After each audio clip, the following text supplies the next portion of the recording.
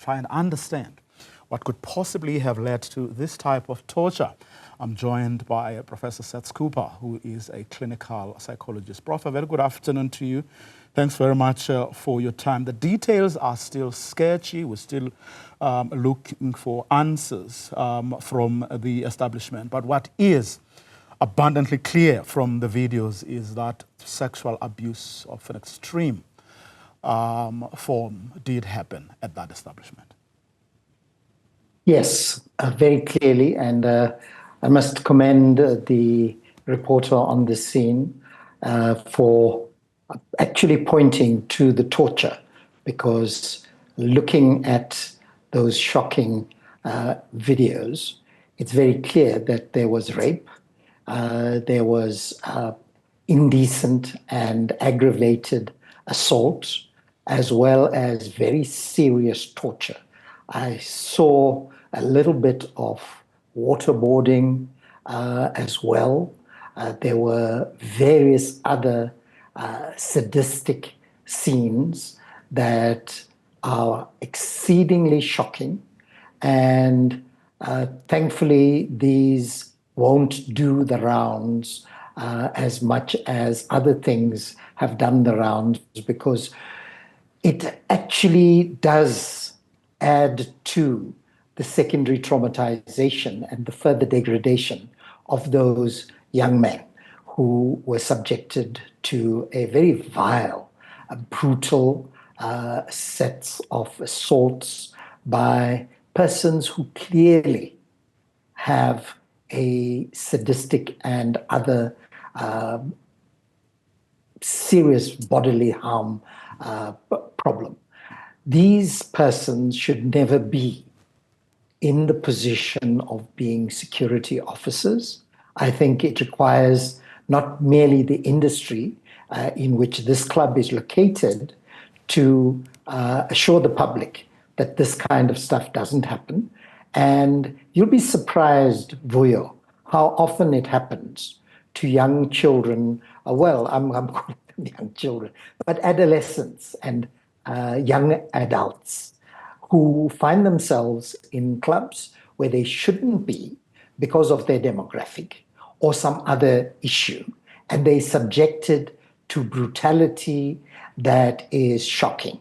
So it requires that industry to actually assure the public that their clubs are safe for our children.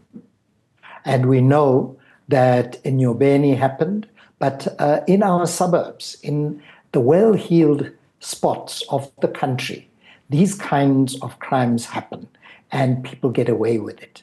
The owners, the security industry gets away with it. It is also SIRA, the regulatory bodies, opportunity to come clean on how they monitor who are security personnel, because it's very clear that the kinds of torture that they were subjecting these young men to happen in war conditions and other brutalities. So I would suspect that if the provincial commissioner follows the evidence, they will unearth a series of this kind of behavior that this country cannot tolerate and should not tolerate. Talk to us, Prof, about the impact, of such to the person or the persons in this case who went through that whole torture, the consequences, for them, what they have to live with after having gone through such. Oh, they have to live with the absolute unnatural shocks and brutality they were subjected to. And I don't know whether they have any opportunity to process what they experienced. The shame, the woundedness, physical and importantly, psychological, will follow them for the rest of their lives if something else doesn't happen, if they don't do further harm to themselves. They can actually end up doing something terrible to themselves because of the sheer wantonness and brutality and sadism that they experienced. The normal ability to engage in relationships must be indelibly impacted.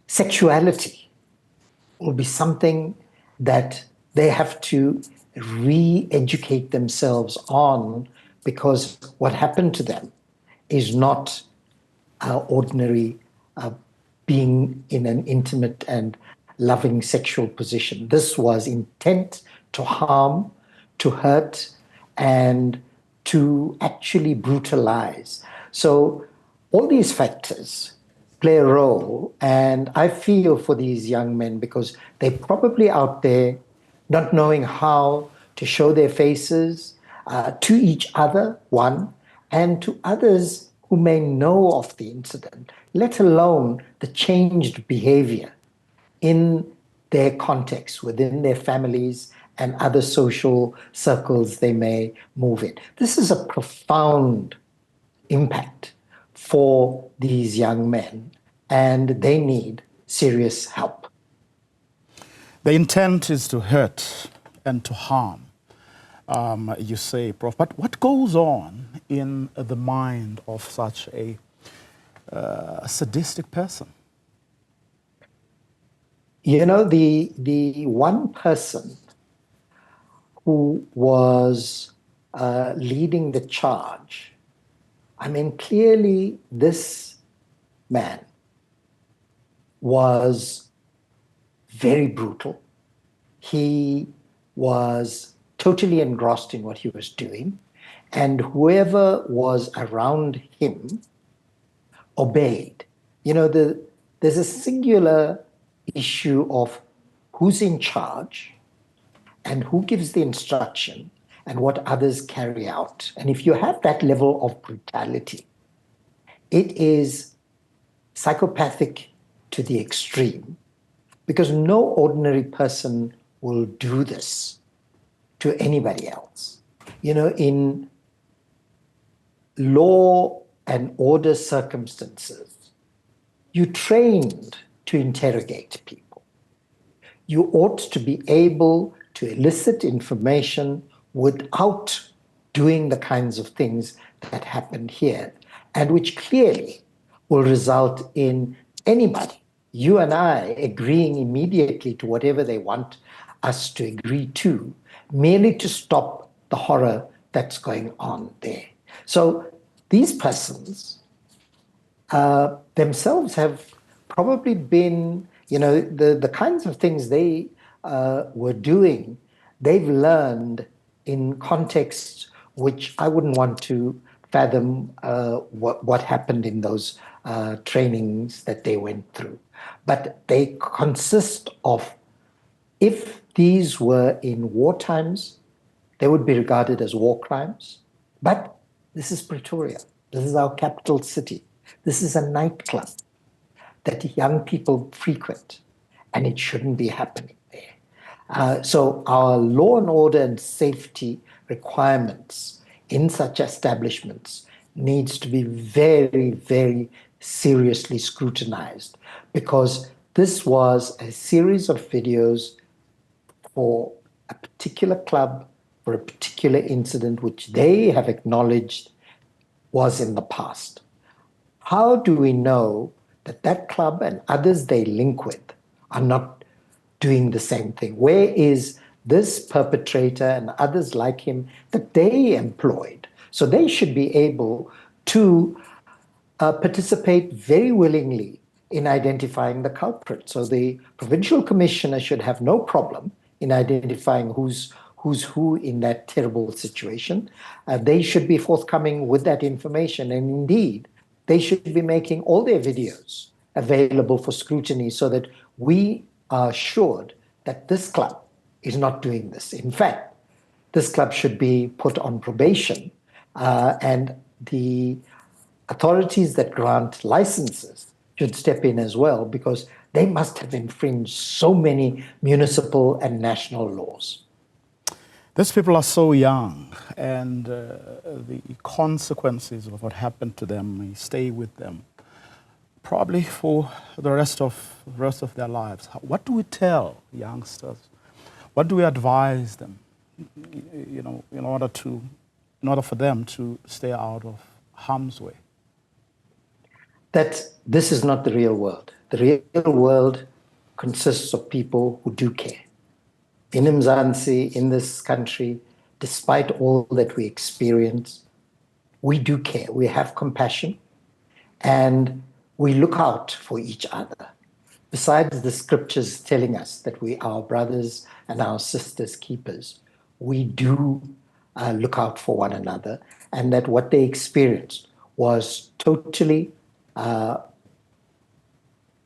something out of the ordinary, something exceptional that they shouldn't rely on as an everyday occurrence. That this is something that they too will overcome in the passage of time with help, and that they can go on and have a fulfilling life ahead of them, despite this kind of trauma. And for other youngsters who are watching or who have watched these videos, that life is not like this, and don't do what others are doing, because this can easily come back and boomerang on us as well.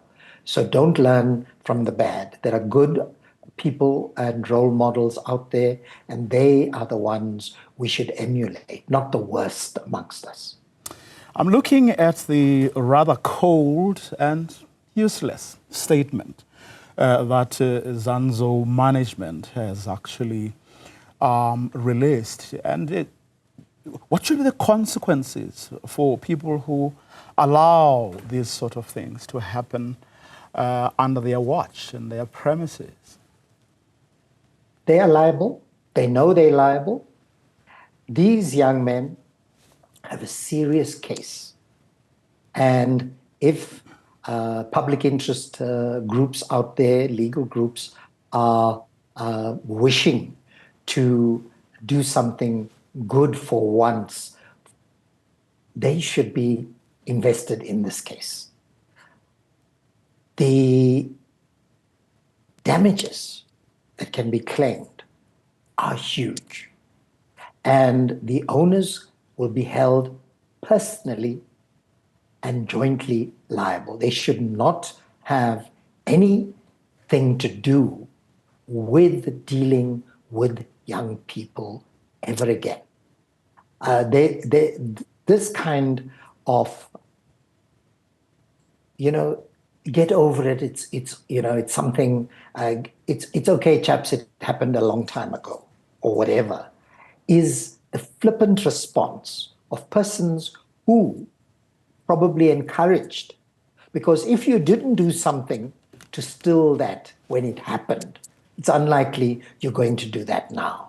They need to pay, and pay very, very fully, so that nobody else is subjected to that kind of behavior. They don't deserve to run a club or any establishment dealing with people, whatever their ages may be.